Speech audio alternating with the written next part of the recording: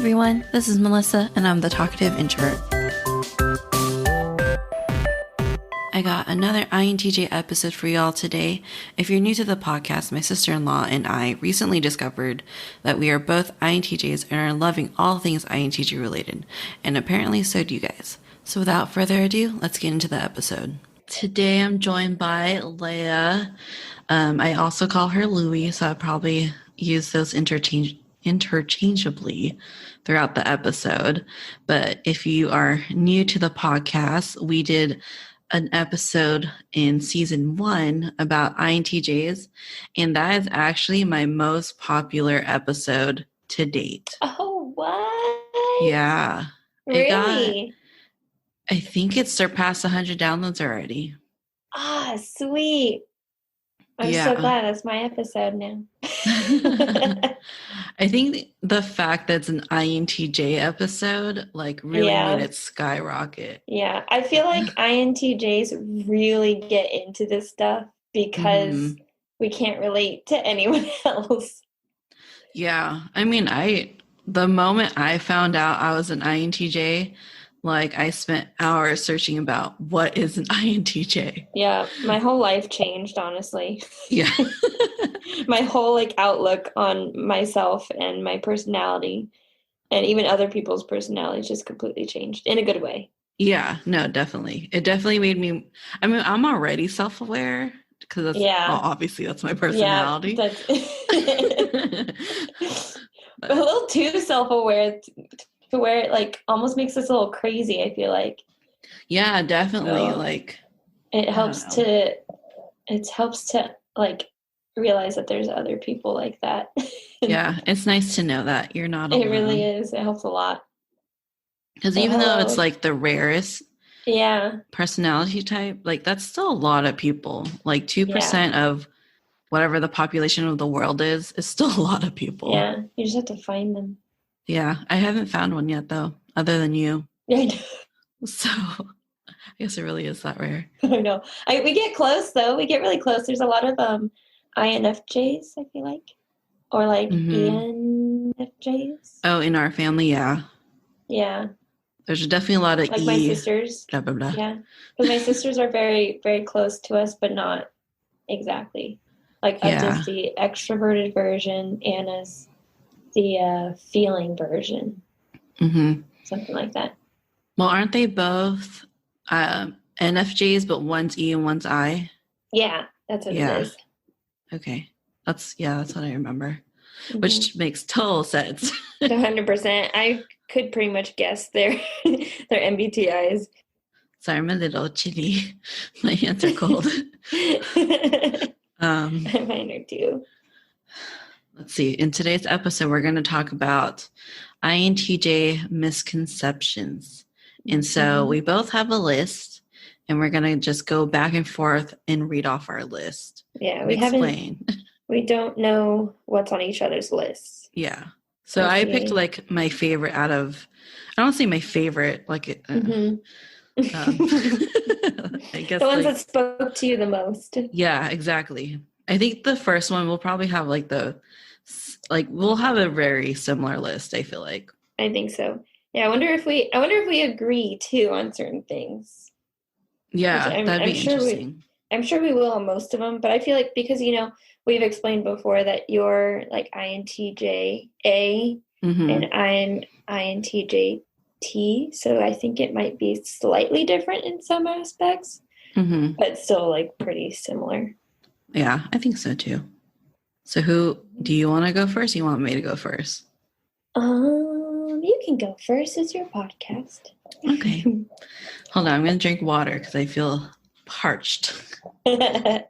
So the first one, I don't know what kind of order I want to go.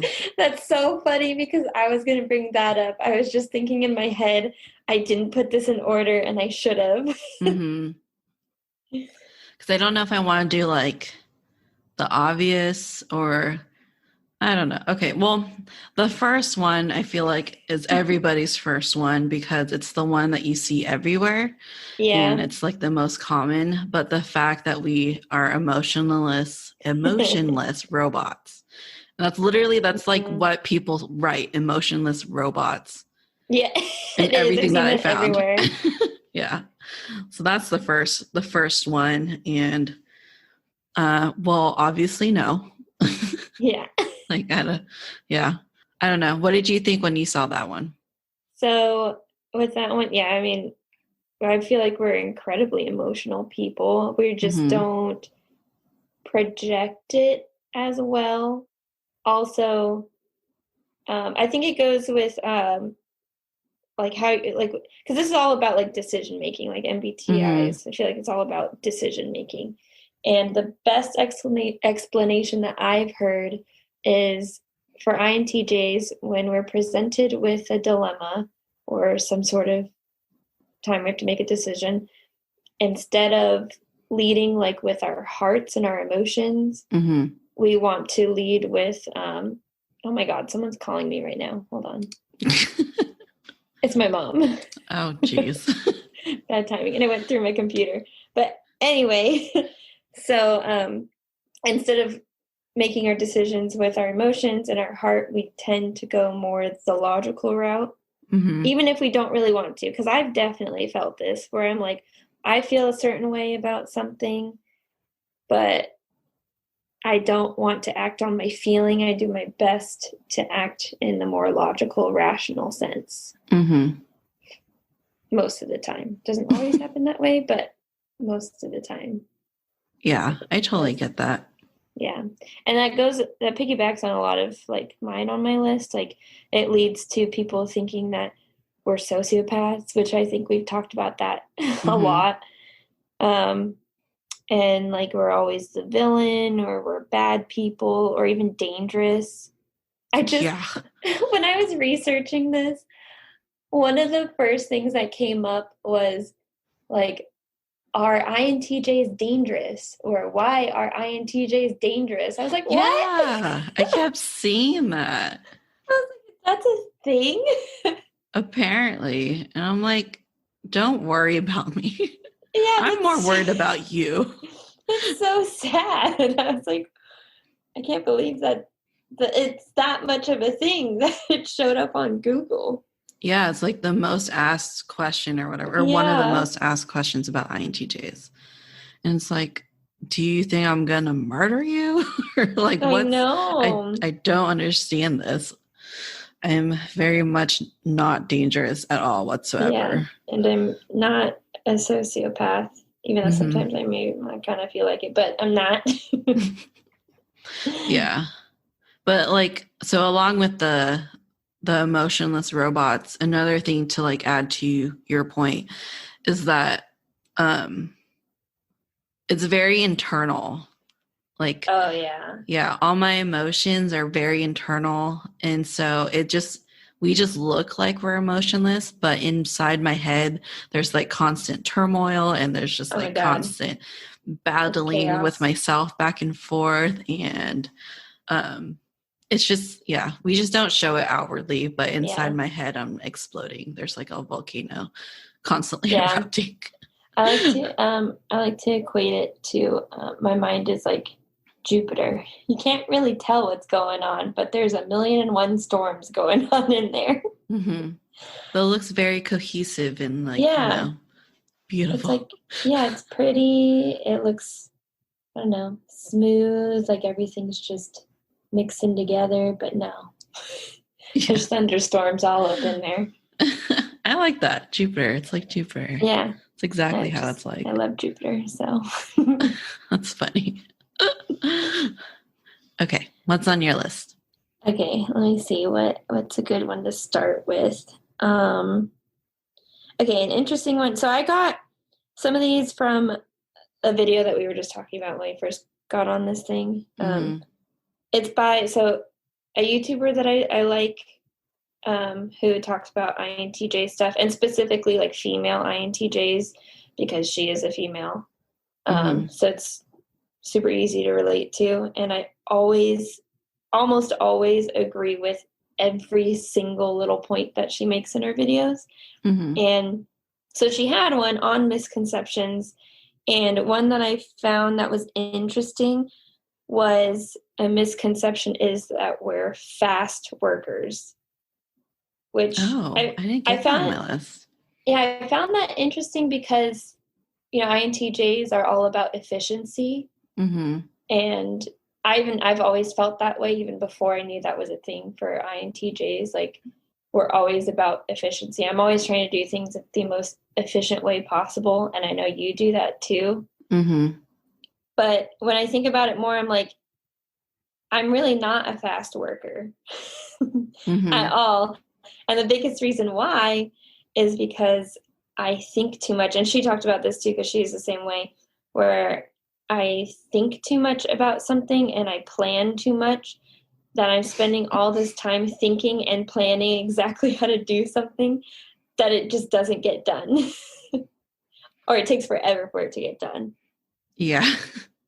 But I feel like you're not too much like that, because you're pretty like productive all the time, I feel like, from what I see anyway.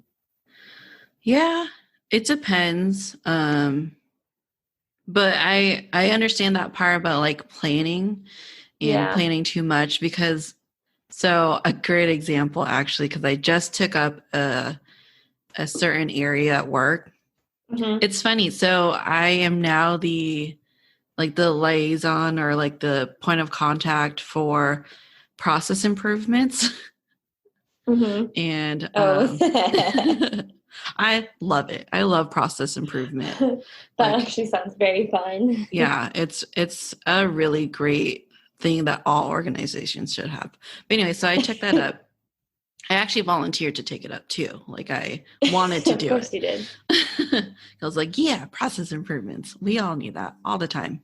Mm-hmm. And so I inherited it from a person, and hopefully they'll never listen to this, but it was, what's a proper way to say this? Oh no. I want to say it was a shit show, but that's really mean. But that's basically, I can't think of a better word. I feel like that's not a bad way to say that. Yeah, sure. And so I had to like basically revamp the whole process, and I spent so much time like planning and stuff that it took me forever to finally like start executing it. And you have to like do stuff on a weekly basis. And I was like Thursday, and I was like, oh shoot, I haven't even done anything yet. I've just been planning. So Yeah, okay. So you understand. yeah. But once I'm done with like the planning process and outlining exactly what I want to do and all that stuff, like it's just smooth sailing from there. And like Yeah. I automate a lot of the stuff that I do. Like, there's a lot of stuff people don't know that they can do with Outlook, for example. And I'm constantly like, I kind of feel bad because it makes me sound like a know-it-all. But a lot of times, there's like reoccurring emails that you send weekly, right? Yeah. And so there's like functions on Outlook where you could do like quick steps or quick ads or whatever, or I think they're called quick parts, whatever they're called, doesn't matter. And I'm always telling people, it's like, oh, did you know that you can actually just do this? And it's just like at a click of a button, And I do that a lot, where it's like, oh, you could just do this, or you could just do it this way. And I know that feeling. yeah. And I feel bad, but at the same time, it's like, I just saved you like 15 minutes from writing that email, So, but yeah, I get the whole planning thing, but I think the fast working part comes from the planning. So once you're done planning, then yeah, everything like I do it's pretty automated, and I could do it pretty quickly. So yeah, I guess that's very true. I think that's how it is for me too. Because if you're including all that planning, like, it takes me forever to plan things out, and mostly because I just really love the planning process. Me too. I just love planning things. I love writing in my planner. I'm a planner freak. And so I just really love that process. And I think part of it is like, I'm so obsessed with the planning part that I don't want it to be over, and I don't want to actually start, because then I'm done planning. And then when I start, like, I finish it, and then it's like, wait, now what do I do? Do you use OneNote? No. I don't think so. That sounds familiar. It's a I think I have Microsoft it. thing. Oh, I have Or it like an on my Office thing. computer. Yeah, no, I've never Oh. used it. What is it for?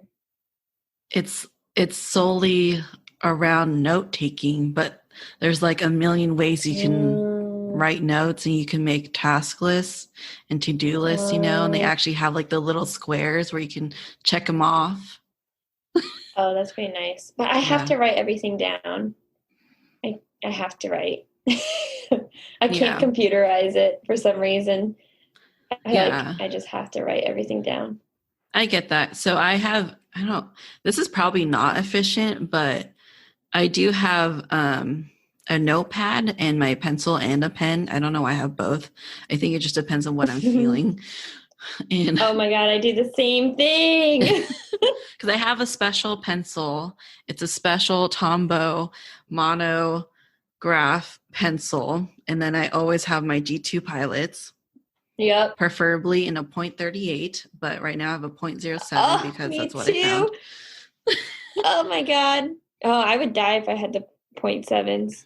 They're just too thick, man. They're too thick. Like I can like kind of handle the 0.5s, but the 0.38s, man, everyone at work knows not to touch my pen.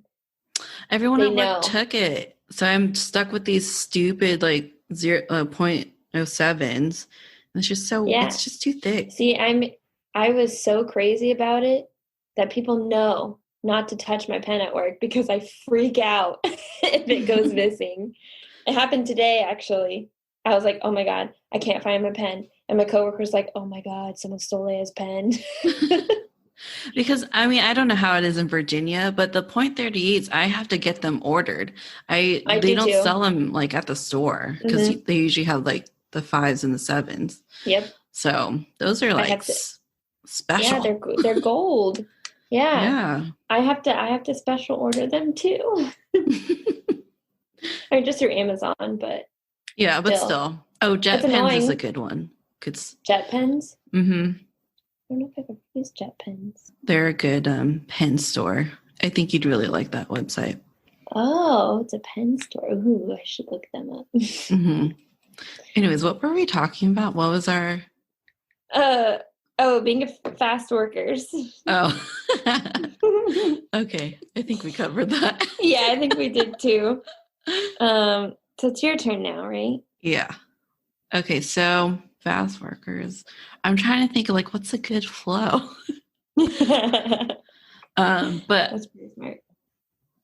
Okay, so one that irritates me, I guess the most is not the most, but a lot, is the misconception that we don't know how to have fun. That was going to be my next one. Is it? Yeah, I literally wrote down no sense of humor / not fun. Yeah, that's on my list too, the no sense of humor. Yeah. I don't know. I think I'm pretty damn funny sometimes. I know. Well, so I was reading about this too, and like the article that I saw was like, in truth, we do have a sense of humor. It's just kind of dark. And oh yeah, it's just like different. I feel like with anyone, like you have to get used to people's sense of humor because everyone kind of has a different sense of humor. Mm-hmm. And I think that's one of the reasons why we get along so well is because both of us have pretty dark senses of humor. Mm-hmm. I mean, not that it's like terrible. No, but I don't think so. I mean, dark humor, I don't know. It's a good coping mechanism. Yeah.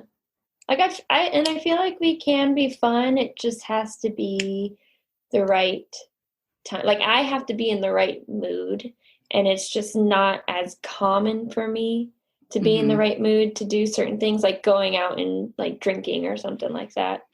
Yeah. Like I like to do that once in a while, but it's extremely rare. Yeah. I haven't like missed it at all, to be honest. Yeah, don't ever really miss it. It's just one of those things that I just happen to be in a good mood or in the right mood, not a good mood, but in the right mood. But yeah, but I still feel like we have fun. Yeah. And I don't know. I think our last INTJ episode is very apparent and very evident that we have a sense of humor because we were like laughing a lot. You know who has a good sense of humor? Huh. Ava.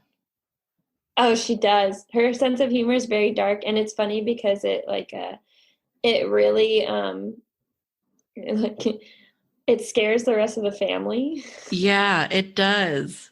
Like people, I've had people be like, "Yeah, I think something's wrong with Ava. Like, I think she's depressed or something." And I've heard the things that they tell me, and I'm like, "Oh, I laughed at that. Like, I thought that was funny. I was like, I thought she was clever." Because that's the thing, like, but I think Ava likes that. But if you're like with Ava and she says something weird and you laugh, she'll laugh because she thinks it's funny. But to everyone else, it's like, oh my God, is she suicidal? Is she gonna kill herself? I know. It's funny because like what is one? Oh, someone told me this, but it cracked me up. So they asked somebody asked Ava what did she want for Christmas? I think I know this one. And she was like, to die. And I thought that was so hilarious. That was so funny too. I was like cracking up. And I was like, oh my God, how dramatic. No, yeah, I had I'm not going to say which family member, but I had a couple family members tell me about this. And I was like, I didn't want to be like, oh, I thought that was so funny because I knew they wouldn't understand that too. But I was like, I'm pretty sure she's fine. Like, I'll talk to her, make sure she's okay. But in my mind, I'm like, I think she's just like me. Like, I've always felt like she's had a similar personality to us too. Mm-hmm. But she's really young still, and so she's still growing up in her personality. She's only 12. Yeah. Mm-hmm. So, no. Yeah. 12. Yeah. She's 12. Oh my goodness. I guess that kind of segues into the one I was telling you about, which is my most, like my biggest pet peeve, or like the misconception I hate the most, which is that we're negative and pessimistic. Oh, yeah. I get that all the time. And I'm always telling people I'm not being negative. I'm just realistic and logical. That's it. Yeah. But that's my biggest one. I don't know if I think I've changed a lot, so I don't get that as much. Because I used to get that all the time. Yeah. But what was it? There is some like, I don't know, some epitome or like some like eureka moment that I had like in my mid-20s, because now I'm in my late 20s. Yeah. That was like, you need to stop being so negative because it's depressing. But I don't remember what that was. There was like something that happened, and then I tried to be more zen, you know? Yeah. I tried to be more positive, even though like everything sucks and life sucks. And being an adult sucks. It's definitely something that I have to remind myself of. Or it's not that I feel like I need to be more positive. I just remind myself that to other people it comes across as negative. And so I like try to seem more positive, I guess, without being like fake, because I don't want to be fake. Yeah, I don't want to be like all giddy and like bubbly, because that's not who I am. Yeah. But I think I'm just more grateful, or I try to be more grateful of like the good things in life, and not just focus on like the inevitable. I definitely have to remind myself to be more grateful and to express it more, because I'm really bad at expressing it. Yeah, I talked to my therapist about that. Trying to, like, I think being at work and always having some type of team kind of makes me be that way. So, like, I have to say thank you all the time, or I have to remember to say thank you, or like in the mornings, we chat, obviously, since we're all working from home now. And sometimes I'll have a question, but then I'll ask the question and then I'll be like, oh, and good morning. I always forget. Yeah, I find myself like I have to try really hard to like greet people. Yeah. Because to me, I just think it's unnecessary. Yeah, like I don't need to say good morning to you. It's not a good morning.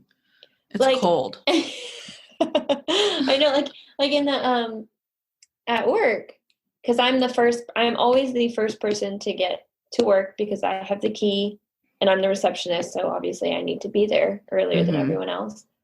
And so like the stylist and everything will walk in, and half the time I find myself like half the time I'll greet them, but then like some of them I do, some of them I don't, and I feel bad because I'm like, what if they think that I don't like them because I didn't greet them specifically, but I greeted the person that came in after them. Yeah. And so I just go through this whole like loop in my mind. This happens every morning, literally every morning.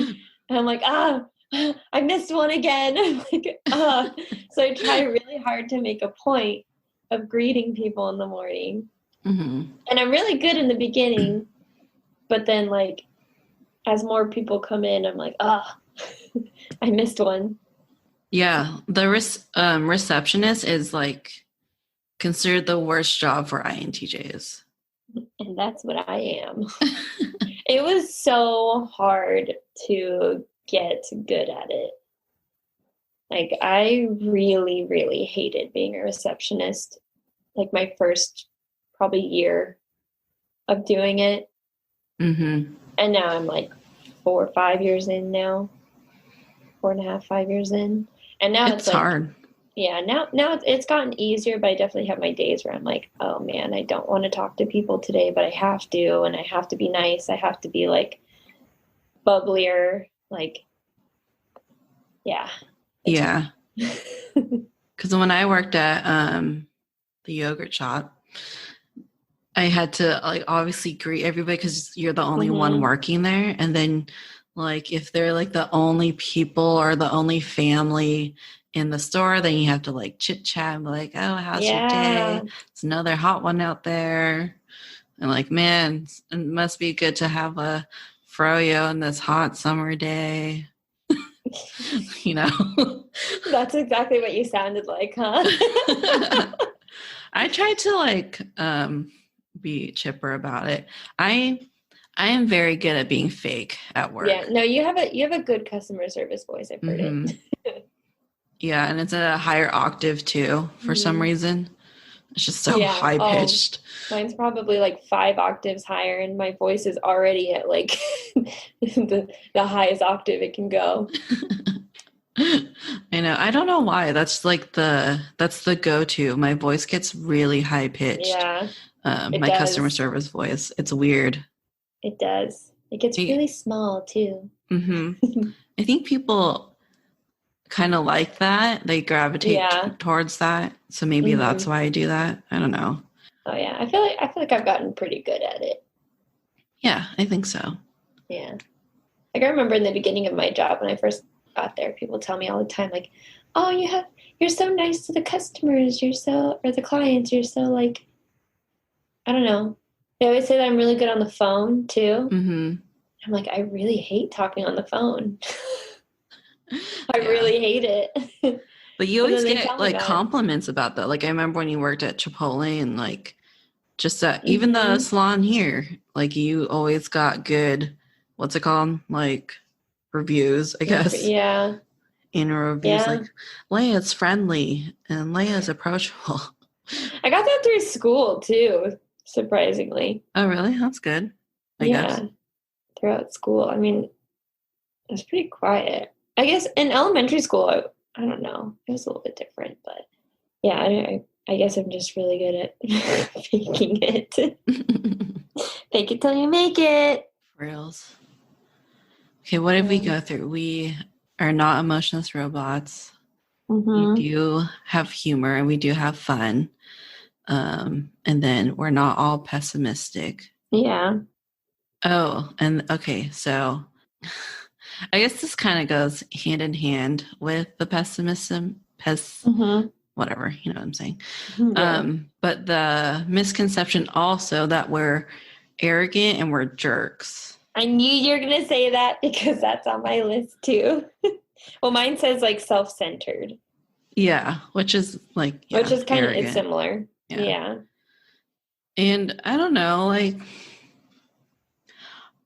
I know that I can be mean, but I don't mean to be mean. You know what I mean? Yeah. Especially with that A attached to yours. Yeah, which is very unfortunate because I don't like arrogant people and I Yeah. don't like jerks, obviously. Like, I always say please and thank you, and I'm very polite and respectful. So, but I know that I can be that way because when I'm that way, like when I'm like a jerk, if you will, or like an arrogant or whatever, it's because I'm comfortable with you. Yeah. Does that make sense? Yeah. That makes total sense because that's when it comes out for me too. Because I feel like, no offense, but I feel like I'm not as bad as you are in that sense where Yeah, I I don't agree. I don't I'm good. I don't come across as that very often. But when I do get very comfortable with people, it can happen. And I've had issues in the past, like with friends as I'm getting closer to them, where like I've done something like that or been that way and they're like, whoa, and it gets like kind of weird. But then I have to remind myself, like, oh, don't be that way. Yeah, because your guard goes down, right? Yeah. And so, like, the more comfortable you are, the more you don't, like, what's the word? Like, you're not constantly checking yourself to make sure you're Yeah. like conforming or whatever. And you're just being Exactly. yourself. So, which is kind of, geez, I hate that. Like, the more myself, the more arrogant and jerkish I am. But I know. but it has nothing, like, I don't know, like the arrogant part. I kind of hate that one because it's like I don't know if I don't know if I agree that I'm arrogant. I think I am the way I am. This one's hard, to be honest. It is. It is because sometimes I feel like I am, like I can be, like some of Yeah. my thoughts. I'm like, wow, that was pretty selfish of you, or whatever. Or it's like, I don't know. My reactions typically, I think, start out as being selfish, and then I kind of like usually I'm pretty good about checking myself and being like, no, can't be that selfish. I feel like that's where it comes, like you can connect like making decisions with your heart versus your mind. Because like this sounds really bad, but like maybe deep down, like at first, like my heart wants to be selfish and cater to myself, but then I think about it logically and I'm like, no, you shouldn't be doing that.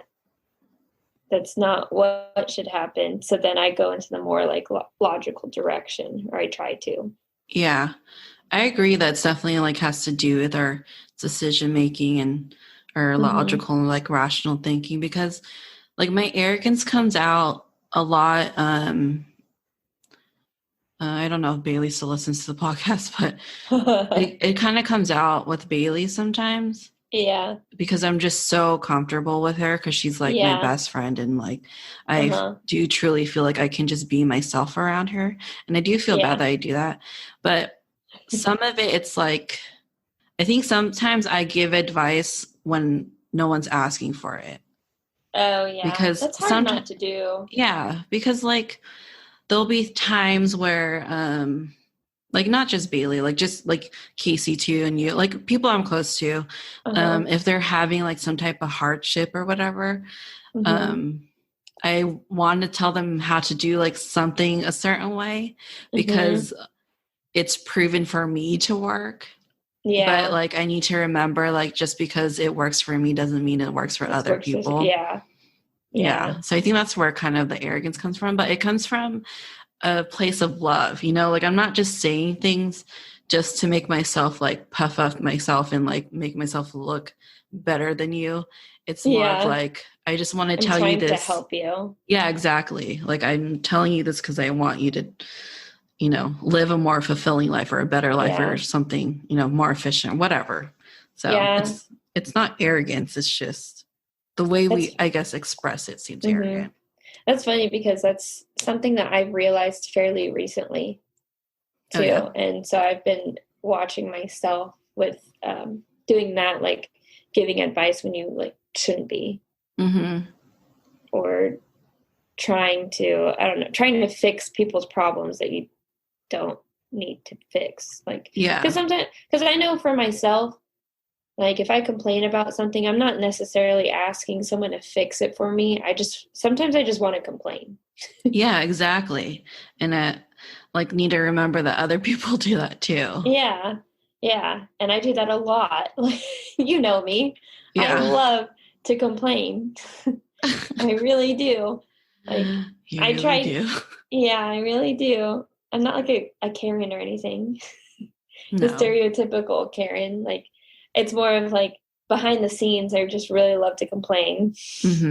But that's all I want to do. I don't like if I can fix it, I'll fix it. But sometimes I just don't feel like fixing it. I just want to complain for a little bit and then I'll fix it. Yeah. All right. What's next on your list? I think we covered a lot of them. Another one that I found is that we're workaholics. Oh, yeah. Which, I don't, for me, 100% is not true because sometimes I feel like I'm super lazy and I don't ever want to work. Yeah, right when 5 o'clock rolls around, I'm out. Yeah. I turn off my computer. Yeah. I'm not in love with working. Yeah, I don't understand. I don't get that one. Yeah, I love learning. Yeah. I guess that could be misconstrued as being a workaholic. Because like today, I worked this morning like 8:30 to 3. I got off, I came home, and up until now, it's 9 o'clock right now. So this whole time in between, I've been watching YouTube videos on sewing because I just picked up sewing sort of recently. So I've spent like hours just watching these videos, and I do this a lot where I like really get into something and I like really dive into it. And it's funny because sometimes Fabian will pop into the room and he'll be like, "What are you doing?" And I'm like, "Oh, I'm just watching this video or whatever." And then he'll be like, "Okay," leaves for like a couple hours. And I see him sneak back in and I can tell he's like, "Why is she still doing that?" And then he'll like come in again and be like, "You're still doing that?" I'm like, "Yeah, I'm busy." Leave me alone. That's funny. I think it depends on what you're passionate about. Because like when I'm crafting a card, for example, probably like just the same way like you are, it takes me hours to craft them, right? Because everything's handmade and stuff. Yep. But I can just work on that for hours because I love it. And I love like the whole trying to like figure out how to do certain ways and how things work kind of and learning how to do new things. So I guess that makes sense. Like workaholic, but not necessarily like work, but like stuff we're passionate about. Yeah. And I feel like we just like to do a lot of things and just like to learn a lot of things. That's kind of like a never ending cycle for us. Yeah, definitely. Do it constantly. Like when I do some of these podcast episodes, because I always write like an outline first. And I'll spend like hours, and it's kind of the same thing. Like Brandon does the same thing where he'll pop in and he'll just see like, "Oh, are you still working on the podcast?" And I'm like, "Yep." And then he'll pop in like, it'll be like 11 and he'll be like, "Are you going to bed?" I'm like, "Yep, I'm almost done." And then it's another hour later. Yeah. Oh my God. 100% me. Because It's so bad sometimes. Yeah, because I want to know what I'm talking about, and then it's also just interesting at the same time. Like, obviously, I don't talk about anything I'm not interested in. So just the research part of it is just really, I don't know, time consuming. It's just because you don't know how many hours pass by.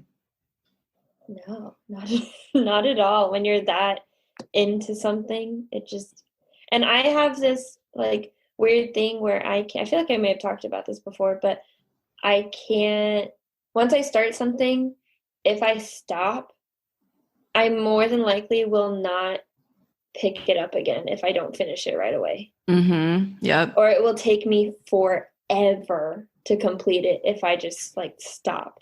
So I feel like I have to, when I start something, I feel like I have to finish it in that one period of time, however long it is, however long it takes me. I have to do it all at once, which is why I think I procrastinate too. This embroidery project that I started before school started, and I couldn't finish it all in one day. Well, embroidery projects usually do take me a few days because it takes hours. So I'll work on it for hours for days consecutively until I finish it. But if I skip a day, then that project's not getting finished for months. I'm just now finishing that project that I started back in August, I think. And it's now January, and I literally just have to put the backing on it. It'll take me 10 minutes. And it's taken me that long to finish it. Just because I put it down for one day. Yeah, I'm the same way. I don't know if that's an INTJ thing. Yeah. But I wonder. Yeah, because all the video games I play, I don't know if I finished any of them. Oh, I've never finished a video game. I don't think ever. Oh, Fable. I finished Fable one time. Oh, yeah. I finished Fable. Yeah. But it was after restarting it 3 times over the span of 10 years. Yeah. I don't know why. I just once I put it down, like you said, it's so hard to pick it up. That's kind of the same way with my crafts too. That's why I hate when I have to glue something, because then I have to wait for it to dry, cure overnight sometimes. And luckily most of my cards are actually like my mom pays me to make birthday cards for her friends and stuff. And I've had other people ask me to. And so luckily I have that deadline, because if I didn't have that deadline, I don't know if I'll get anything done. That's why I'm scared to make deadlines for myself. When someone asks for me to make them something, I legitimately tell them I have no idea when I'm going to get this done. Because I don't want to put a deadline, because I don't want to put myself in that situation. Because then I know I'll end up dreading it. And I don't want to dread something that I really like to do. Yeah. That's why I stopped making birthday cards for everybody. Yeah. Because that birthday is a deadline. Yeah, that birthday is a deadline. And I don't even know if I made any of those deadlines, to be honest. Oh, yeah. Even when I do try to set a deadline, I more than likely will not make it. Especially if I don't promise it to somebody. Oh, yeah. If I promise it to somebody, I have to do it. Yeah. Which is why I don't do that. Yeah, exactly. I'm terrible. Oh my God. Oh man, I sound like a horrible person. No. That's fine. I still owe you a link cross stitch, which I did start. Oh yeah, you asked me that a long time ago. Yeah, that was I forgot about that. I think it's been a year. Has it been a year? Because I finished June's patch a year ago, I think this month. Okay, then yeah, it's been a year. And it was shortly after that. So it's pretty close to a year. But I started it, and I actually did pick it up again a few days ago, and then I put it back down, and it's been a few days. But I'm determined it will get done. Thanks. Yeah. Someday. Yeah. It'll just show up one day and you'll be like, oh, there it is. Did you get everything on your list? I had a couple others I don't know if they're that good though. I mean, some of them I feel like could be lumped into other things. Like one of them I put down was that INTJs are not good in romantic relationships. I feel like that kind of goes with the emotionless robot thing. It could be lumped into that. Yeah, a lot of these can be like, because I did have that, and then I had the one where like we don't put others' feelings into consideration. Oh yeah, yeah, that kind of goes with the selfish thing too. I feel like. Yeah. Yeah, that's hard. That's a daily struggle. That is. But I don't know. Like I care deeply, like, of my friends and family, and I'm always there for them. Yeah, I do too. And I think people don't, no one realizes how much I actually do care, except for maybe you, because you're the same way, you understand. But I feel like I can say it all I want, but it'll never come across as what I actually feel. Yeah. Because I'm not good at showing it. Had a brain fart. I had something to say and then it went away. I have a lot of those. Oh, what was it? I had something that, oh shoot. It's dinner time. I thought you fed him already. I fed him early. Oh. Link's on a schedule too. He eats at 6:30 every evening, and then he eats, I think at 6 o'clock is when Brandon wakes up in the morning. Oh, so he's on the 12-hour schedule. That's good. Yeah, because he can't, like, it's not like Ripley where you can just like leave a bowl of food out, you know? Yeah. And he'll just eat it whenever he feels like it. We were filling up. So Link has this canister that has his dog food, and we were filling it up, and Link like just came running because he heard it, and he tried to eat like all of it while you're filling it up. Yeah, and I was like, I wonder if we just left this, if he would eat the whole thing. He probably would, and then he'd puke it all up. Yeah, and then he'll eat it again. Yep. Oh yeah. I'm sure Maggie would do that too. She surprisingly doesn't try to eat it when we refill the canister too. Oh, that's good. But she's always looking for food. Yeah, Lane's very, I don't know, just something about food. Like he'll remember if a treat like slid under the fridge or under the couch or something and you can't reach it. And he'll remember every single day until you get it out. Every single day. And it's insane, like the determination, because it's just one kibble, you know, like that's really nothing. And he'll cry and whine until you get it out. Yeah, Maggie will do that too, because once in a blue moon, I'll like feed her in the kennel, and I'll just put it like on the bottom of the kennel, not in a bowl or anything, because she scarfs her food down, so it helps her eat it slower. And sometimes like a piece of kibble will get out of the kennel and underneath it. And I don't realize it. And then like a few hours later, she'll be like really trying to get at it. And I'm like, what is she doing? And I'll forget about it. And then she'll try to do it again. I'm like, what is she doing? And she's just trying to get this teeny tiny piece of kibble. It's insane. It's like they don't eat or something. Like they're starving. I know. I'm like, I feed you every day, twice a day. Oh, so my mom got us the Roomba. We named it RoboLink. But that's funny. Link's used to it now. But man, he was so angry when we first got it because we turned it on. And then Brandon, Brandon slides the treats like on the ground and has Link chase it. Yeah. It's like the only way we can have like Link exercise in the house because he doesn't like playing with balls or anything like that. So we throw treats. Exercising and eating. Yeah, that's like the only way he'll do it.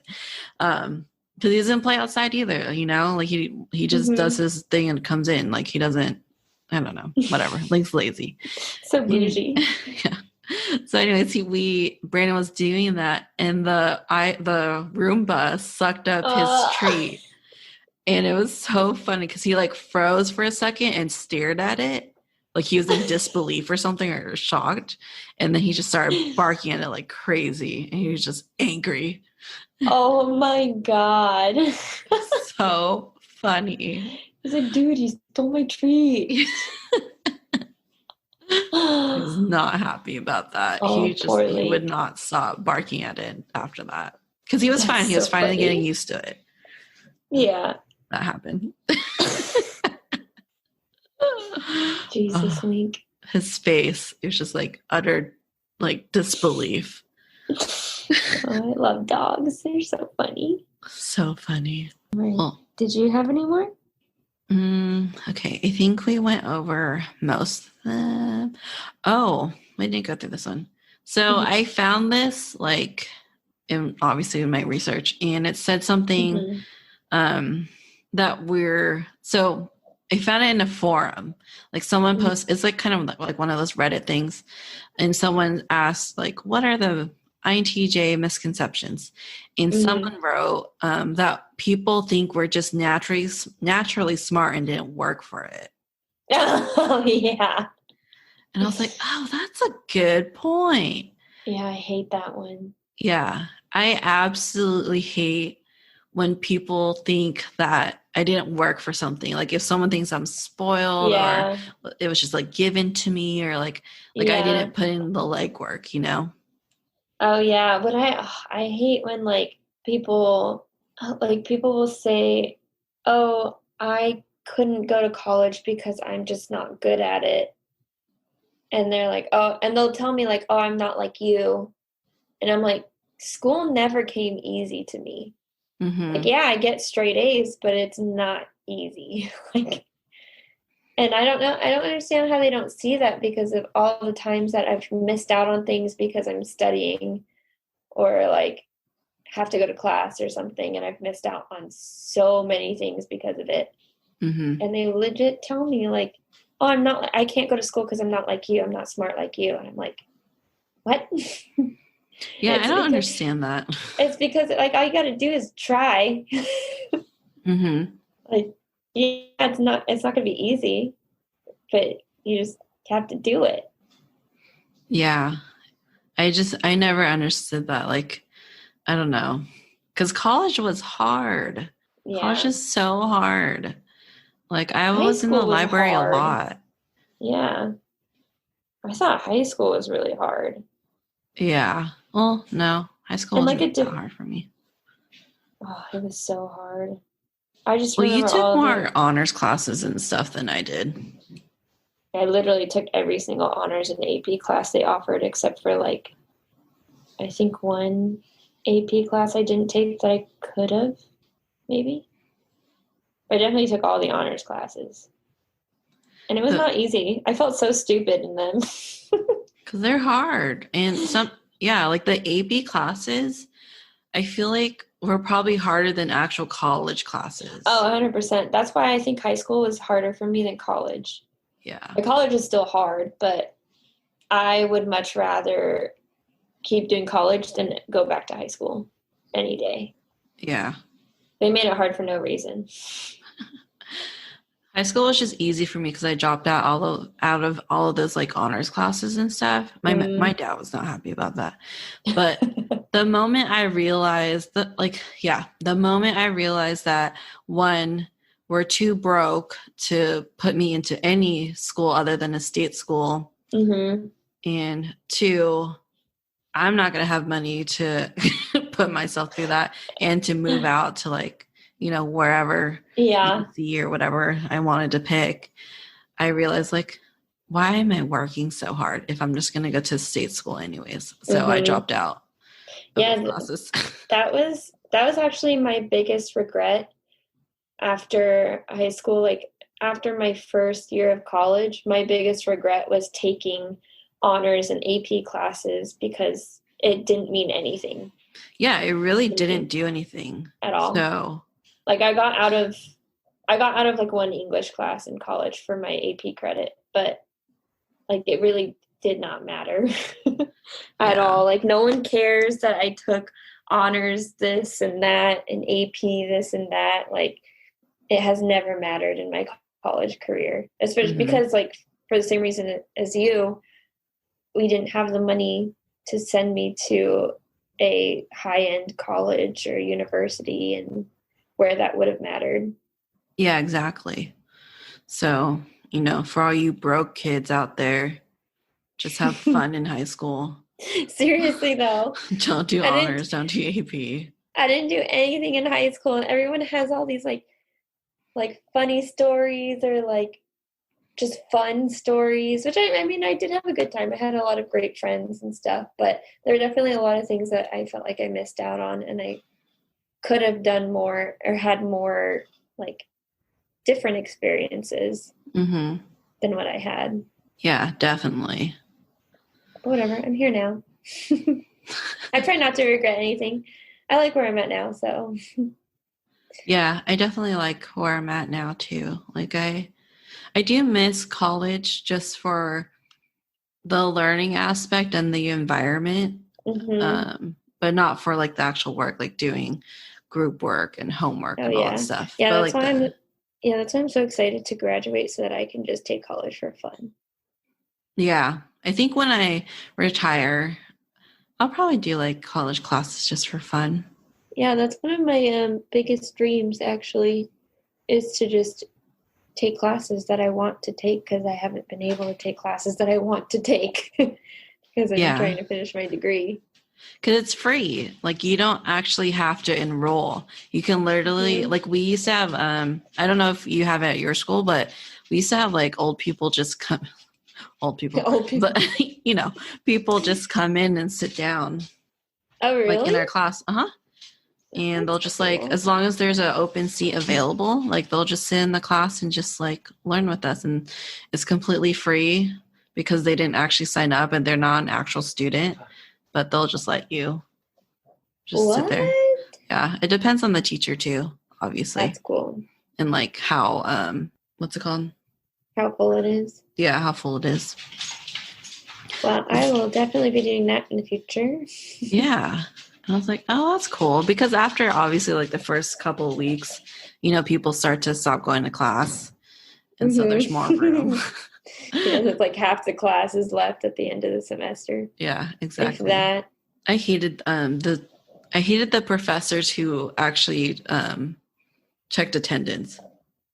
Oh my God. Have you had that yet? Oh yeah, it's the thing now because of financial aid. Oh, really? They have to. It's required now. Yeah. Oh. Because of financial aid, because you can get dropped if you don't show up. And it affects the financial aid. So every single teacher I've had in college since like after my first semester, every single teacher has had to take attendance. Oh, I didn't know that. That must be a new thing. Yeah. I don't think they did it my first semester though. Oh. But after that. So it's been a while since they started that. I've been in school forever. Because there's been like some classes that I just stopped attending altogether and only came for like the exams and stuff because it was just such an easy class. Oh yeah, I have had classes where in the beginning of my college career, like within the first year, I definitely like did not show up to a lot of the classes where I should have been dropped but didn't get dropped. So yeah, it is a fairly new thing. That sucks. It's like, that's such a college thing to do is not go to class. I know. And like took that away. Especially if it's an easy class that you're going to pass everything. Yeah. Because I would do that in the beginning. Yeah. Because I think there's one class. It was like my nap class. So I still attended. But I always took a nap because it was my last class of the day and then I had to do the night shift. Oh my God. It was a geography, I think. Yeah, geography. And it's not like the locations, like it's like about clouds and stuff, right? Like the weather and all that stuff. Oh, that's interesting. Yeah, it actually really is an interesting class, and I wish I did pay attention. It's just that it was like it ended at 4:15, I think. I don't know why I remember that specifically. I think I just remember that because it was just weird. Like, why did it end at 4:15? I know. I hate that classes are like that. And like usually my days start early. Well, you lived with me. But I'm usually out of the house before everyone's even awake sometimes.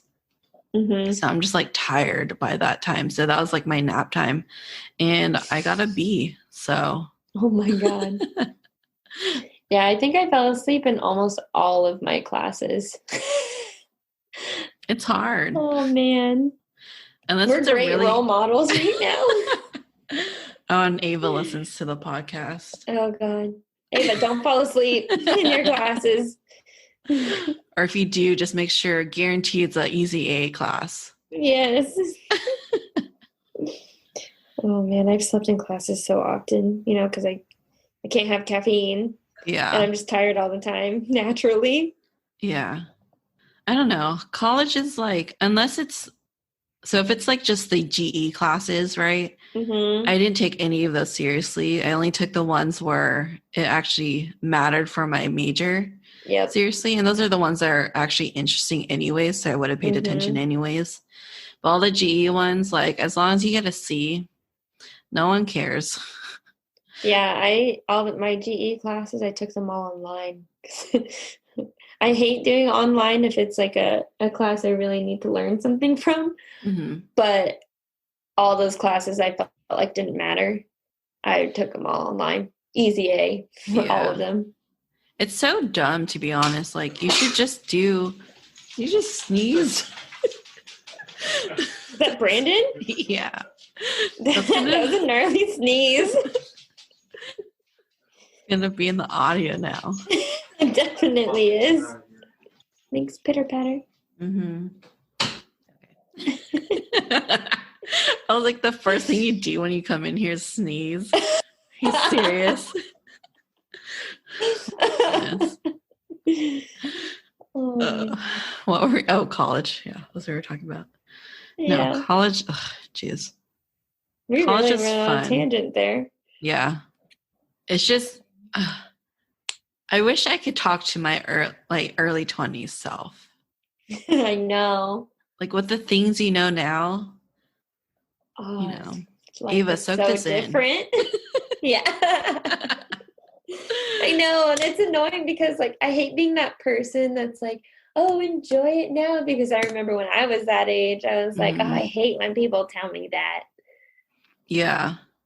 No, like I think I've caught myself a few times tell Ava like, enjoy being a kid, Yeah. And it just, I know as a kid, like you hate being told that because being an adult is cool. You can do whatever you want, you know.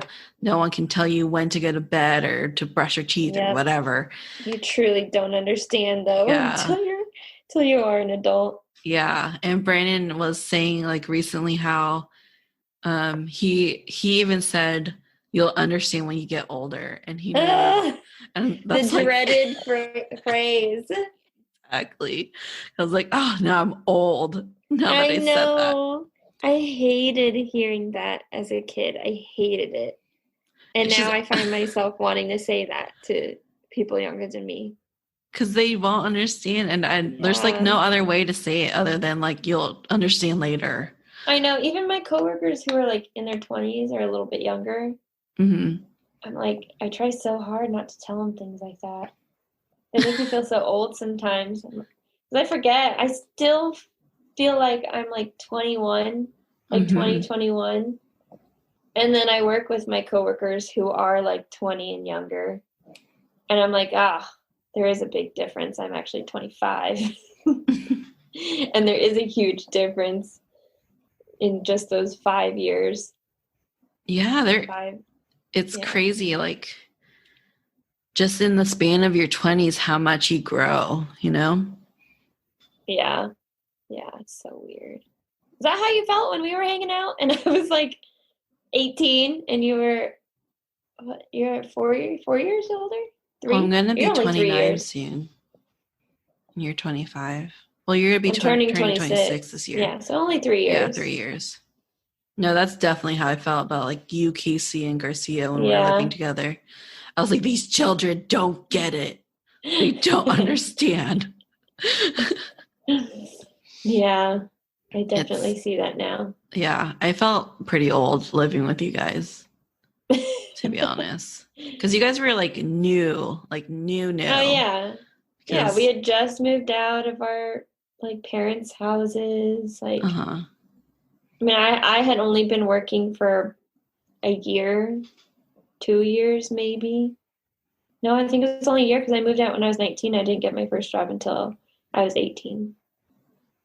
Yeah. And like at that point, like I'm already almost graduating. I've been through 3 jobs or 4, however it was. And, experienced senior. I was actually old enough to buy alcohol and rent a car. Actually, no, not yet. That happened later. I was pretty young. I felt old at the time. I was like, look at me. I'm moving out of my mom's house. I'm going to college. I have a job.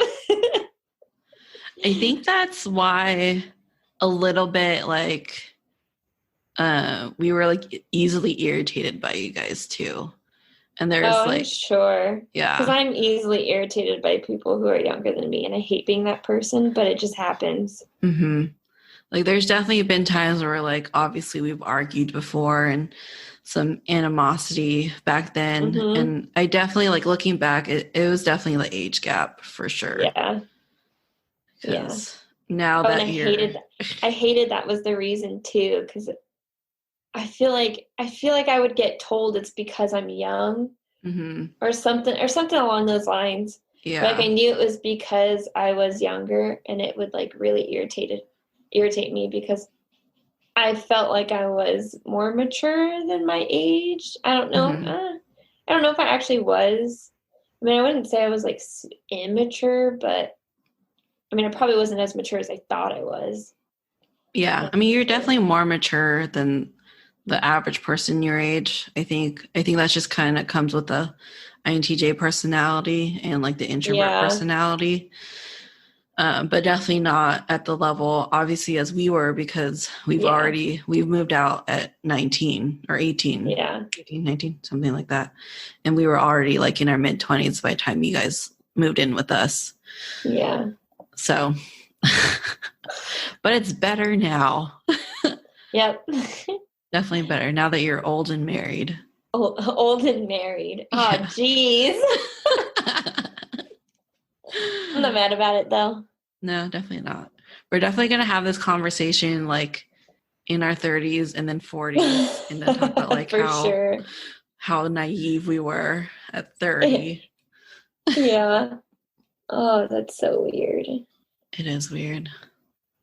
Like, I don't know what's cool anymore. Like what is people like kids Ava's age are even into? Like, I don't even know. I don't even know either. Yeah, like I can't understand the TikTok thing, and I can't really get behind it. And I feel like it's probably how people felt when Instagram came out. Oh, definitely. Yeah. But I'm like all for Instagram. I'm on Instagram like all day long. I shouldn't be, but it's hard not to be. I grew up with Instagram because I got it in high school.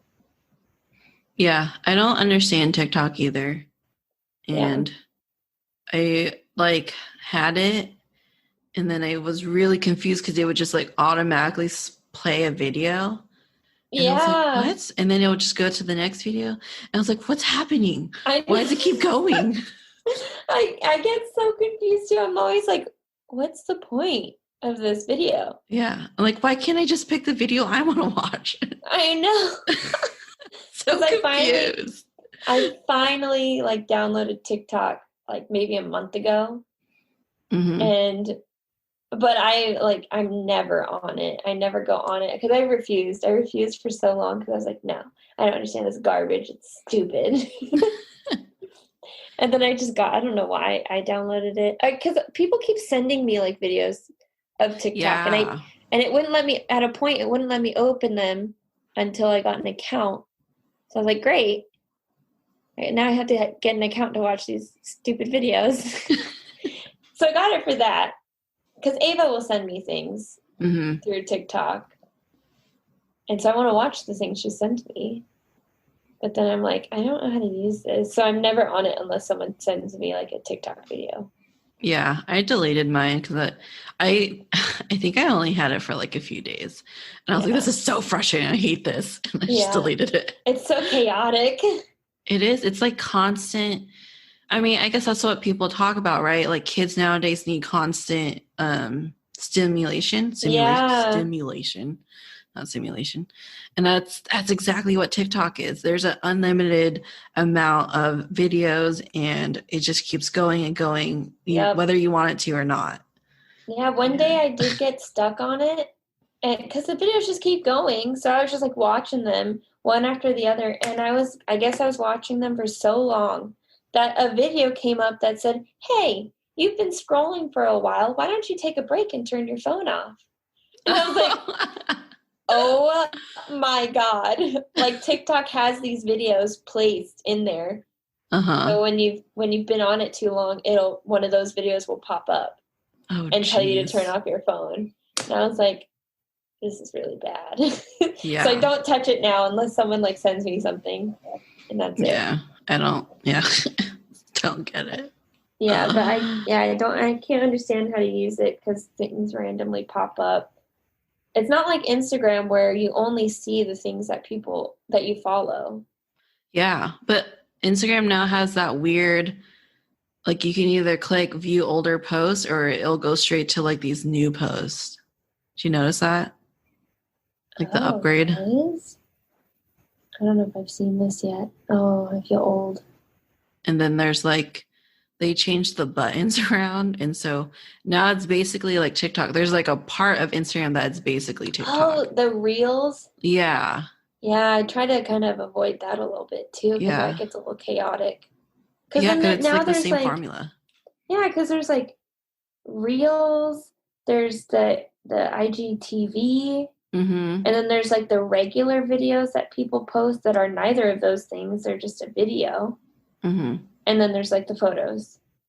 Yeah. What's the difference of reels and IGTV? I have no idea. Okay. I think they're just adopting TikTok so that they're still relevant or something. Yeah. Because I have like, the podcast Instagram and it's a business account. So it's not like a regular account. And they'll say like, what's it called? Create your first reel or create your first IGTV. Yeah. I'm like, what's the difference? I don't know what to record. I don't know either. I just don't. Like, am I supposed to dance to something? Or like, I'm so confused. Oh, no one wants to see that. For me, anyway. It's funny because, like, everyone has these dances, and it's like a TikTok dance. And I'm like, what? Yeah. It's so Am I supposed to know this? It's so hard not to watch it, though. That's the thing. That's why it's so addictive, because there's also, like, 90% of TikTok is just cringy, right? Oh, yeah. But you, like, get addicted because it's so cringy, like, you can't stop watching it or stop looking at it. You're like, why do people do this? Yeah. Seriously, like, why? It's, like, out there for everyone to see. Yeah, it's very strange. Wow, we really went on a tangent there. Yeah, that's okay. It's not a podcast episode without a tangent. I know. The title of this episode should just be like two INTJs ranting about random things. Ranting about TikTok. Two old INTJs. I know. That sounds bad. I can't believe I'm going to be 29. Yeah, that's pretty weird. It is weird. Fabian's also going to be 29 and I guess you're slightly older than him. Yeah, by a few months. Yeah, just 1 month. Because it's February. Yeah, February 28th. Yeah. Man. I mean, it doesn't matter. Like, for me, it definitely doesn't matter because I'm not going to have kids. So I'm not, like, marching to that 35 deadline. Yeah. But still, it's just weird. It's so weird. It's weird. It's weird to think that I'm going to have a 30-year-old husband soon. I know. And Brandon's turning 30 this year. I know. And I still feel like I'm 20. It's super weird. I know. Like, I still think of Mikey as the same Mikey as like as ever, you know? It's like 10 years ago. Yeah, but like he has a daughter, he's already one, and then Yeah. another baby on the way, and he's Yeah. almost 30 and he's married. But I think it's because Mikey still plays with Beyblades, right? And Yeah. we still play like board games and Everyone still pretty much looks the same. yeah, like we're all Asian, so we don't age until we're like 50. So, And then the white gene's gonna hit and we're gonna age real fast. oh yeah. No Forgot. offense. That was probably really offensive. Well, you're half white, so it's okay. You Yeah, could say it's that. okay. Yeah. Sometimes I forget that other people might be listening to this. Oh, I know. That's okay. And then I should probably watch what I say. Yeah, I should watch what I say, but then I came to a realization. I think I said this in the last episode, but I'm going to offend someone. I just know it. Like, there's just no way around it. This. Yeah. There really is no way around it. Like, I'll try, but they're really, especially because I'm trying to be like true and genuine to my personality and who I am. And my experience, at least, a lot of people don't agree with my ideals and my beliefs and what I think. So I'm going to offend anyone just because of that aspect of me. I just know. That's true. That's why I don't want to get into like the politics and stuff that's going on. Oh, yeah. No. Because believe me, I got my opinions. I'm not going to talk about it. It's too touchy right now. Like, oh, especially now. Oh my goodness. Like you can't say anything around people. They'll just snap at you. You know? It's like, oh, okay. So I just don't talk about politics at all. Yeah, that reminds me of a video I watched today from that YouTuber. I don't know if I ever said her name, but the YouTuber is Amy Y. Oh, yeah, I love her. Yeah, Amy spelled AIMEE. Mm-hmm. And where was I going with this? Yeah, I watched her video. It had something to do with what you were. Oh, she was talking about how she really hates that people don't. People are just like overly sensitive and can't understand like I don't, how do I say this?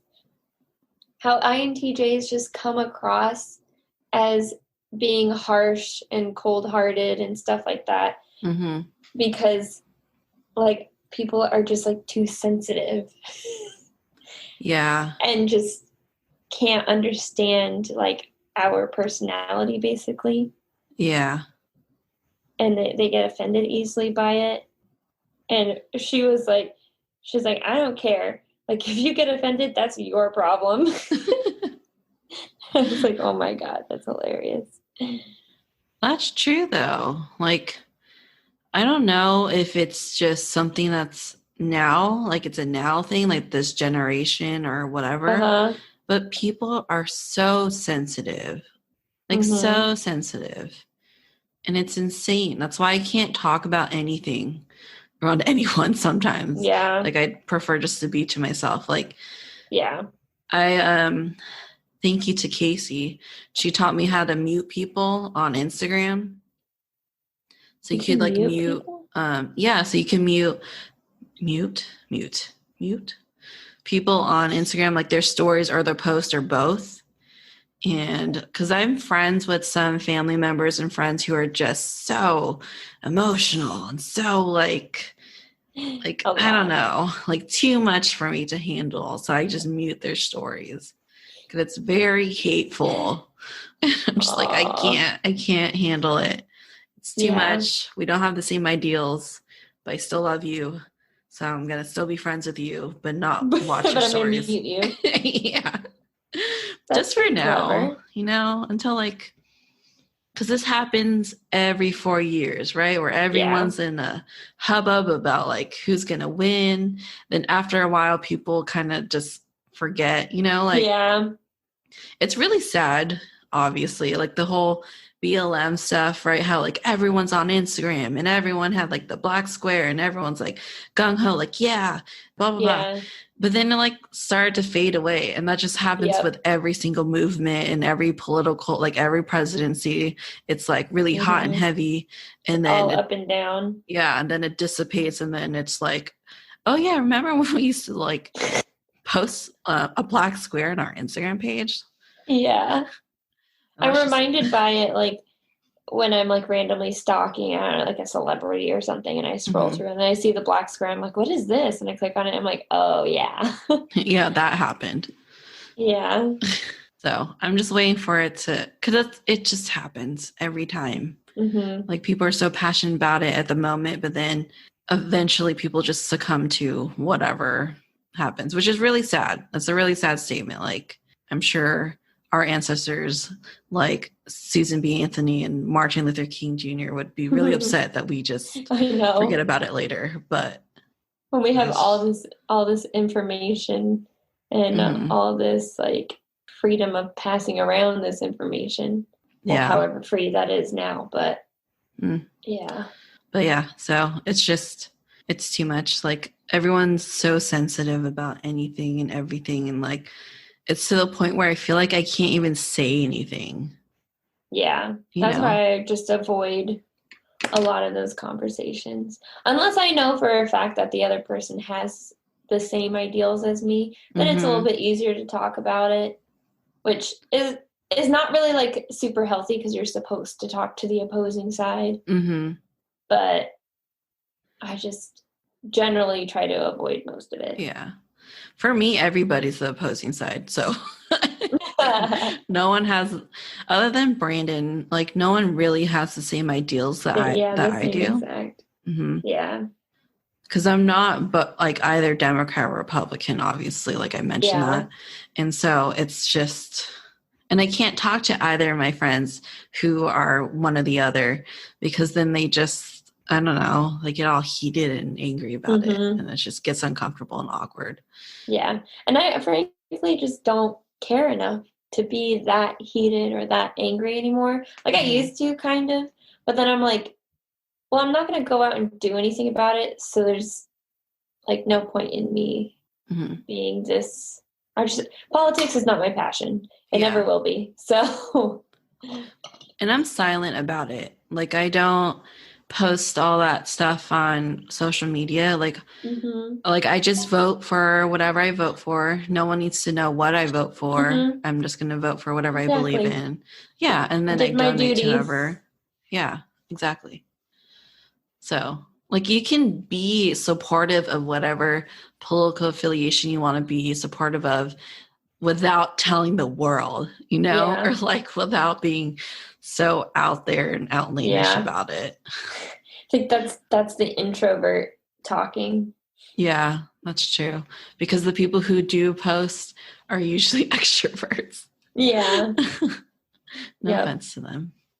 No, not at all. Like, I mean, if that's what makes you feel like you're doing something, then by all means do it. But yeah, you do you. Shouldn't be like,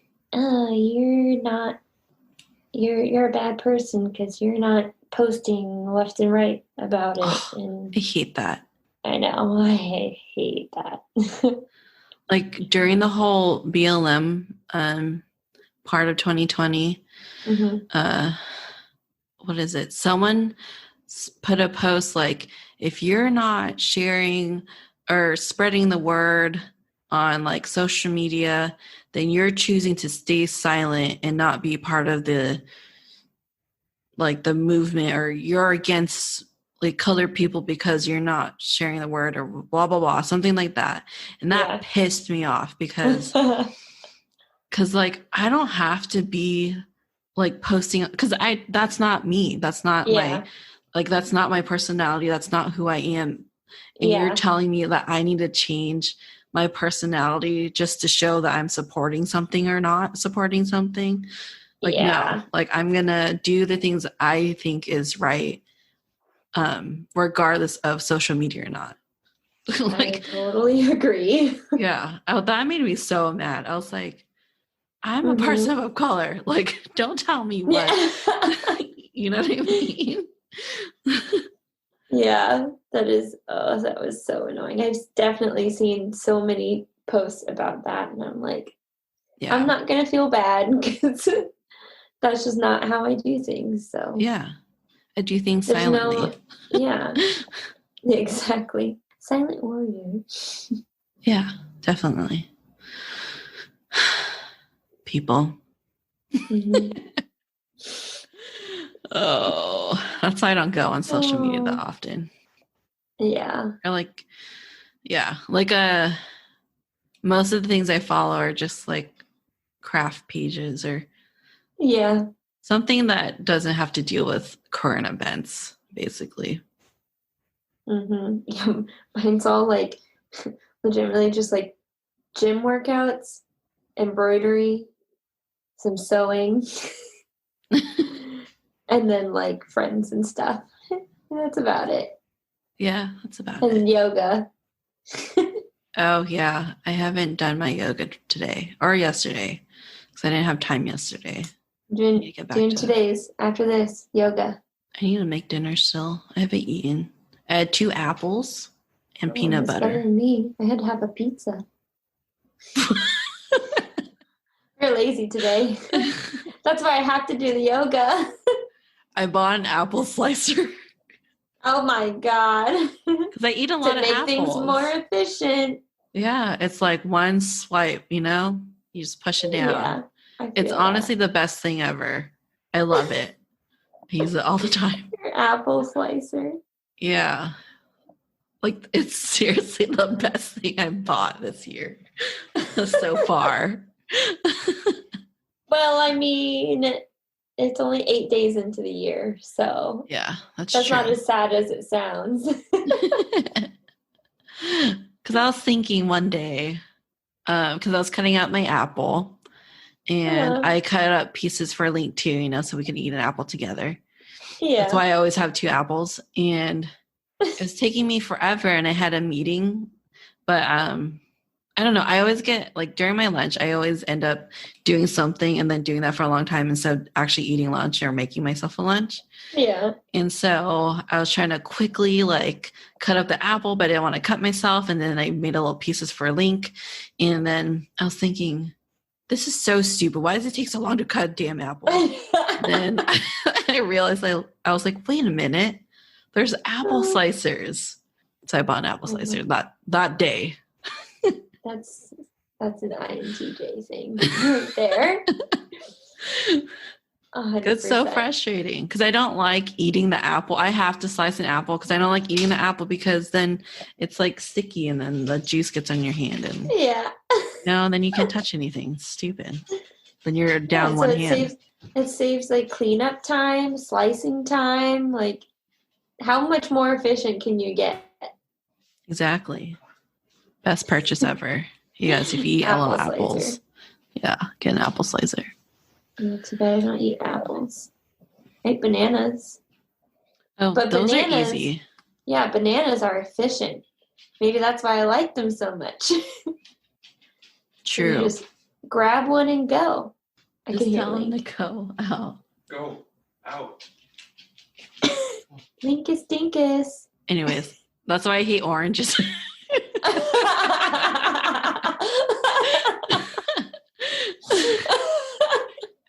Great segue. Oh my God. Really though, I get too lazy to eat oranges. Okay, so maybe this is a misconception I feel like about me. Okay. Or people think I'm lazy, which, I mean, granted, I can be very lazy. Mm-hmm. I know sometimes I feel very lazy. But it's because, like, I don't want to do certain things because it just takes too much time and it's not worth the time that it takes. Like peeling an orange. Yeah, oranges are good and they're good for you, but it's really not worth the time and the mess it takes to prepare it. Yeah, because you have to use both hands. Both hands are sticky. You have to peel it unless you're the type that peels and eats at the same time, which is a no-no for me. I have to peel the whole thing and then eat it. I think, yeah, I think that's what I do too. And I'm so just weird. And I don't like that extra film. Like after you peel it, the white stuff on it. Oh, yeah. I always peel that off. Yeah, so I have to double peel it. Yeah. And it's just annoying. Yeah. And this It's a isn't an mess. INTJ thing, but I have eczema and I'm allergic to fruits. So Oh my God. it's killer when like fruit juice gets on my hands. Oh my gosh, it hurts. It's like getting lemon on your cuts. That's Yeah, miserable. it is. So oranges suck. Like, just give me some orange juice. Yeah, really though. People are And like, I this feel is so interesting. And I always, I know, we're so interesting. But props to you if you've made it this far into the episode. But I feel like I always have to be eating, or I have to be doing something while I'm eating. Yeah. Like I can't just sit down and eat most of the time, unless I'm sitting down and eating with people. Mm-hmm. Then I'm like, yeah, let's sit down, let's eat, let's talk, whatever. But if it's just me, like when I'm home alone or something, I have to be doing something while I'm eating. Yeah, so me it's hard too. for me. Yeah, so it's hard for me to like eat things that are messy because I need my hands, and also like when we're getting into one of our moods, like you're like a crafting mood or something, and you're doing a project that you have to finish all in one, and it takes hours, but you can't take a break to eat. I would hate, like I would go hours without eating because that's how much I don't want to stop when I do something. Same. Like I've My gone a whole bladder day. will be bursting. Yeah. Bladder will be bursting. Yeah. Yeah. I get to the point where I'm like doing the pee dance while I'm working on something. And then finally get to the point where I'm like, I'm about to pee my pants. So then I really have to go. But then it makes the bathroom time go by faster because then I'm like in and out. Yeah, I had to stop doing that though, because I got a UTI. Oh yeah, and it was because I was holding my pee too much. And then I was like, yeah, I probably shouldn't do that. That's not natural. And that's the first time I've ever had one. I've never had one before, and it was because I was holding my pee a bunch. Oh my God, that would happen to people at Chipotle. Oh yeah, because peak hours. So for those of you who haven't worked at Chipotle, we have peak hours where you're not allowed to move from your spot for like, it's what ours. I think ours was like 2-3 hours long. I think it was 3 hours long. Maybe only 2. I feel like I think mine was 2 or 3. I've heard of like New York. There's a store in New York where their peak hour is like 4 hours long. Jesus. Yeah. 4 hours? Yeah. That's way too long. Yeah, and you can't move. And so like the girls would get UTIs all the time. God, that's awful. Yeah. Yeah, there's I don't know if I should tell this story, but please tell the story. You can cut it later if you need to. No, it's fine. Because I would just tell this to a normal person, to anyone anyways. So there's this one time it was during peak and I was in the back of the house. And I was at the grill. And I think because I'm also lactose intolerant, right? Oh, no. And so I think I had like a burrito for breakfast or something, and it had like sour cream in it. And we were in the middle of peak and I was about to like explode. Like I legit was like probably going to poop in my pants. And then the whole time I was like freaking out and I was getting super sweaty and like luckily it's already hot in the grill. Yeah, it's like super hot and I was getting sweaty and I was like moving around weird, and then like the grill guy noticed and he was like, "Melissa, you okay?"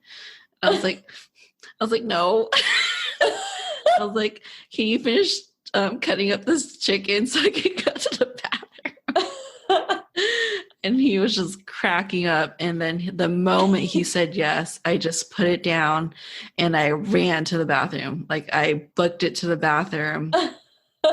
But then, because at Chipotle, I don't know if it's Were like this they everywhere, but you know how they have a like only key. one stall? Oh, you Oh had a no, key not the fob key. in? No, we didn't have the key anymore. But they only had one stall, Yeah. and someone was in the stall, and I was like, "Are you kidding me right now?" I was freaking out, and I still had my apron on too. But don't worry, guys. I You put it changed straight it. into the hamper afterwards. And I still like had my gloves and my apron on, and then the lady finally came out, and I just like went in and just like basically exploded. Oh my god, it was Oh, so that's funny because horrible. you're not allowed to leave. You're not supposed to leave, Yeah. How did I and not hear this story before? I was just so embarrassed. But now it's like, who cares, you know? Yeah. But back then, I was so embarrassed. Oh my God. And like and I just felt so bad because like there's another lady waiting also outside by the time I got out, and she probably was so disgusted because I was still, you know, like I was the grill lady. Yeah. So I don't know if she like saw me at the grill before or after that. It would suck if it was after. Oh, Come on. she probably left. She probably didn't even buy any Oh Chipotle my after that. God. Yeah. Because our Chipotle, the bathroom is like on, like in the line. So you Mm-hmm. could like go to the bathroom and then get back in line. Yeah. That's an So, awful spot too, because like people are like, no, you went to the bathroom, you know? yeah. And if it stank, like they know what you They did. know it. That's true. I never thought about that. Oh, geez. I will never forget that. Because you're told not to leave peak. You have to be in your station. And they're strict about it. They are strict. I've had times where I've had to go to the bathroom. They're like, no. They're straight up like, no. Mm-hmm. You need to wait. And I'm like, okay. Yeah. Because you're supposed to be able to create an order under like 20 seconds or something like that. Something stupid like that. Yeah. Which, I mean, come on. If someone's going to be ordering like 8 burritos, like that's not happening. Yeah. Oh my God. Yeah. The big families that come in. Oh, yeah. Especially if they like don't know what they're saying, or those people who will have orders, like a bunch of orders, but they're on their phone, like it's all like text, you know? And they're like, oh, hold on. This one is this, and this. And then this one's this, and this. And then they'll be, oh, wait, no, not that one. And then it's like, oh my God. And then everyone's angry. There's not much that I hate more than disorganization. Mm-hmm. I just cannot understand for the life of me how people can be so disorganized. I can't understand it. I know. Like, life would just be easier if you just like organized it properly. Like there's this one customer. I was so happy when we had this customer because he had multiple orders. And first, like he told us in advance, like, hey, I'm going to have this many orders. And I was like, great, let's hear it. But what he did is that he typed it out and printed out the order. And I was like, oh my God. And I was like, you could have just done this online. But anyways, he typed it out and then he just held it up for us to read it. And it was like perfect. God. It was like, what a dream. I know. And I was like, thank you. Thank you so much. You're the best customer ever. I love when people make things easy like that. Right? Because that's like what I do. I go over it in my head a million times trying to find the best way and the fastest way to like order stuff. Yeah, same. I just hate keeping people waiting. I hate it. Oh, I know. I don't know why. Like that's maybe because like I don't like waiting. Oh, I don't want to make people wait. Yeah. Yeah. It's the worst. It's such a waste of time. Mm-hmm. Was there any more that you wanted to add to this? I think we went over all the misconceptions. Yeah. I had.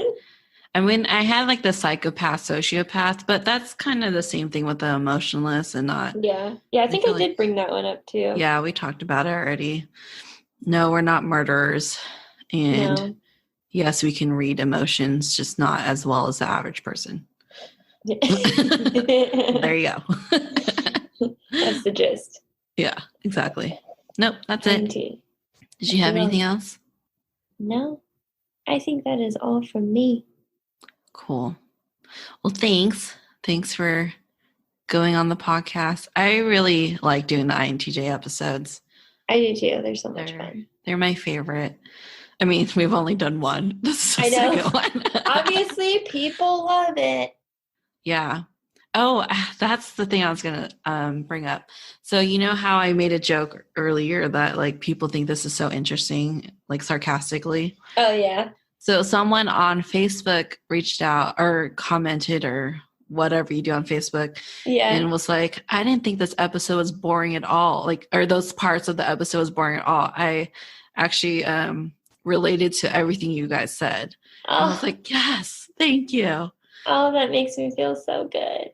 Because I do feel boring sometimes. Like a part of me can kind of understand why people think we're not fun. Mm-hmm. Because because the things we talk about. Yeah, it's like when I really think about it, I'm like, and I compare it to what other people talk about. Mm-hmm. I'm like, oh yeah, I guess that could be boring. But to me, talking about oranges. Yeah, peeling fruits. Yeah. I didn't bring up mangoes. I love mangoes. Oh, I love mangoes, but I hate prepping a mango. That damn seed in the middle. See, that is the only reason why I hate it is because of the seed. But the ends, like when you cut it right, and you do the crisscross thing. Yeah. There's no other way to do a mango. No other way, and it like drives me insane when someone does not cut it properly. Do you eat the meat around the bone in the middle? Oh yeah, I do. But I eat the sides first. Was my favorite part. Yeah, because it's got all the meat. But yeah, I'll just shove it all in my mouth, and I try to get as much off of it as I can. Yeah, but it's not as fun to eat as the ends. No, definitely not. And I have to eat it because it's just wasteful if you don't eat it. Yeah, exactly. It's the worst part. It is. It's annoying. But yeah, I know. I think about that too, where like my conversations with you, if we were to talk about the same things with like someone else, like Bailey Casey, maybe, we'll just be like, okay, cool. I know. Because I think I could talk about this with you though. There's a segment of the last episode, the last episode that I took out because I was like, this seems so stupid and boring. But maybe like to an INTJ, because after that person like sent that comment, I was like, oh, maybe they'll like this one. Yeah. But basically, so my last episode is episode 29, right? But I freaking hate that number. I was going to say, why didn't you end it on 30? I know, but like I just was too busy and I was like, I need to just close it and take a break and just like organize myself again. And so I went on this whole rant about numbers because I'm very particular about numbers. And so I don't like the number 29 because it ends in a 9. And anything that ends in a 9 has to round up. Or round down. So if it's 29, it should be 30. Like that's why I really hate my birthday because I wish it was on the 20th. And then I went on like a rant about like my favorite numbers. So I don't like 1s, 4s, 7s, and 9s. And I used to have this really bad problem. I don't have it as much anymore, but on radios where it's a number, the volume is a number, not like the ticks or something. I can't put them in those numbers. Like if it's going to land on a 1, for example, so like 11, it needs to go down to 10. And then if it lands like on a 2, I think it's the other one, 12, it has to go to 13. And if it lands on 14, it has to go either 13 or 15. And then if it lands on a 7, it'll have to go to either 18 or 16. And if it lands on a 9, it has to go up. It can't go down. So it won't go down to 18, but it'll go up to 20. Oh my God. I'm similar, but not that extreme. But I have to have them on multiples of 5.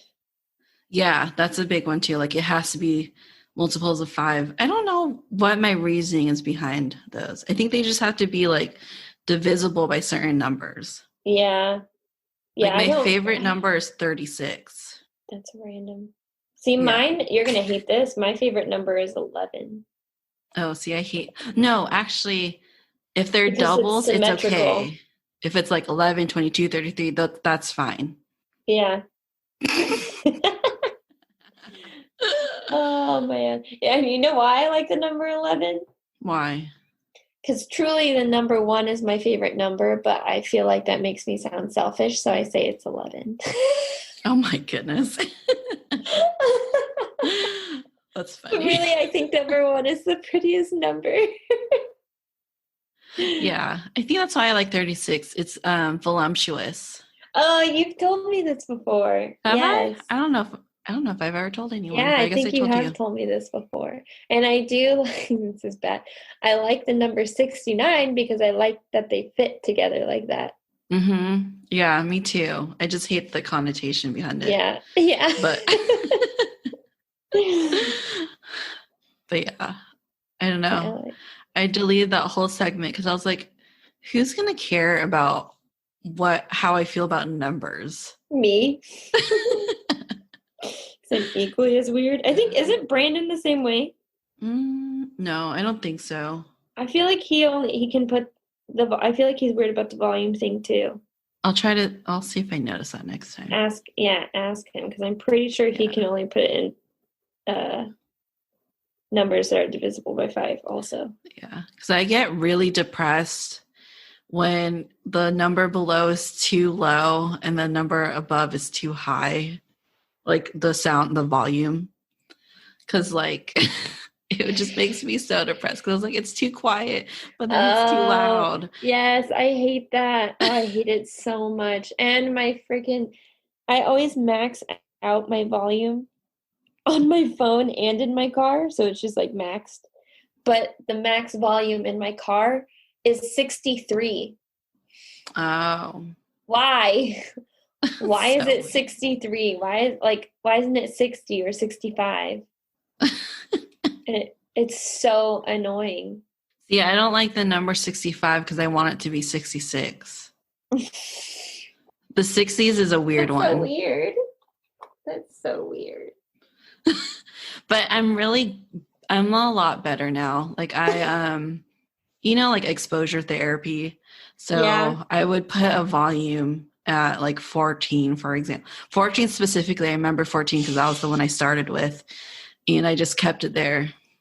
And I just kept it there until I forgot. But it took a really long time for me to forget. But funny. I'm doing better at it. Sometimes I'll just like do the volume and just not look at it so I don't have to worry. Oh, I do that too. I try not to look at it. But then I'll look at it, like say I'm in the car and I do that right before I leave the car. I'll check to see, because I wanted to know if subconsciously I know what number it's on. Like I want to know if it lands on a number that I like, or or if it doesn't actually matter. Like my brain doesn't care. It's really sad that I completely understand that. It's such a weird thing.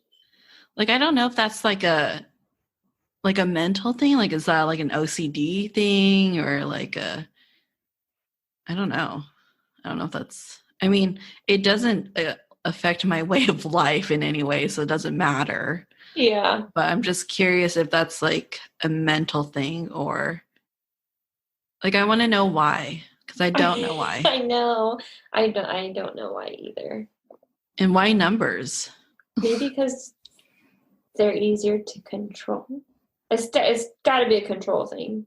Yeah, I think so too. It's probably a control thing. So I'm a bit of a control freak. Because I also don't like those volumes where it's 2 bars that are on top of each other. So like there would be 1 full bar and then you could go up half a bar and then it's a full bar again. I don't like when it's a half a bar. It has to be a full bar. If that makes sense. Yeah. No, I know what you mean. Yeah. It must be a control thing. I am a control freak. Is that an INTJ thing? I feel like it is. I think it is. I think I've read that. I think it is, for sure. I'm sure it's part of a few personalities, Mm-hmm. but I'm pretty sure it's definitely an INTJ thing. I feel like a psychiatrist, if they ever listen to this episode, they're probably going to diagnose me with something. Like, this chick is definitely blah, blah, blah. That would be interesting to know, though. Like, I would want to know, but then I wouldn't want to know. Yeah. I mean, you're fine not knowing now. Yeah, but now I'm thinking about it. Now we're going to spiral. I'm going to look that up later. It'll be up to like 2 o'clock. Why do numbers affect my brain? Oh my God. Oh, I'm sure there's a whole thing about that. Yeah, I'm sure I'm not the only one. Yeah, I'm a little too scared to look that up.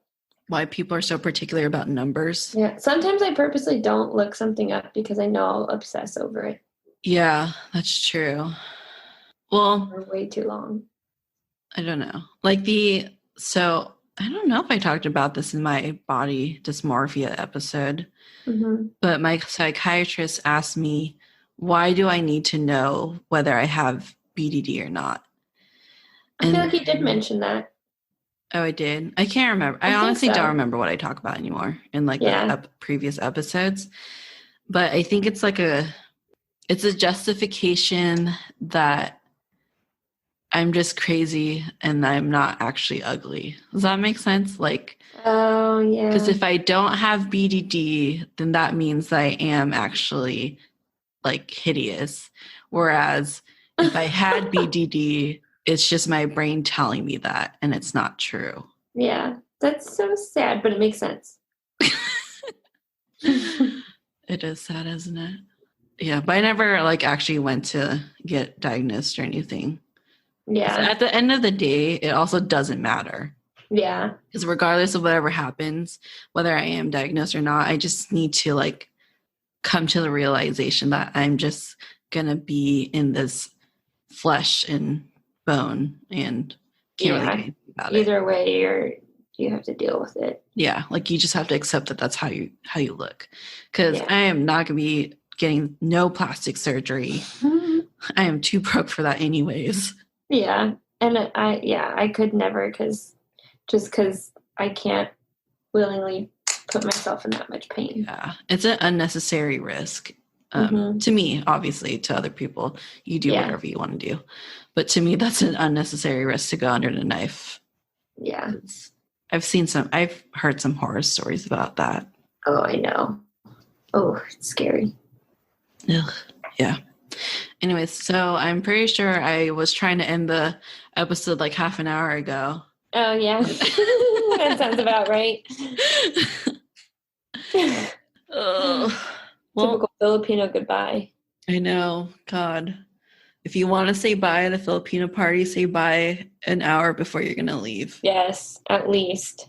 Yeah, at least. Because you got to prep for pictures and you have to hug everybody and kiss everybody. I always forget about the pictures. I know. It's comes at a surprise and it's why are you shocked still? I know. Every time. It's legitimately every time.